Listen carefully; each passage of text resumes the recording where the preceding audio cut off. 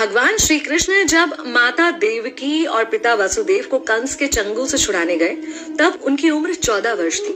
उनकी माता ने उनसे पूछा कि बेटा तुम तो भगवान हो, तो तुम हमें पहले ही कंस के चंगुल से छुड़ा सकते थे, इतनी देर क्यों कर दी? तो कृष्ण जी ने कहा, माता क्या पिछले जन्म में आपने मुझे 14 वर्ष का वनवास नहीं दिया था? माता हैरान रह गई, बोली ये क्या कह रहे हैं आप?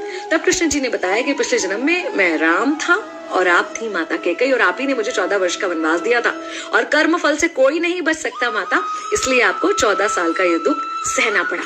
तब आश्चर्यचकित होते हुए माता ने पूछा, तो फिर यशोदा पिछले जन्म में कौन थी? कृष्ण जी ने बताया, वो थी माता कौशल्या, जो 14 साल तक अपने पुत्र से अलग रही थी। उन्होंने उस दुख को सहा था, इसलिए इस जन्म में 14 साल मैं उनके पास रहा और मेरे साथ रहने का, माता और पुत्र के प्रेम का सुख उन्हें मिला। कहने का मतलब यह है कि कर्म फल से ना उस युग में कोई बचा था, ना आज कोई बचेगा। खुद भगवान भी कर्म फल से नहीं बच सकते।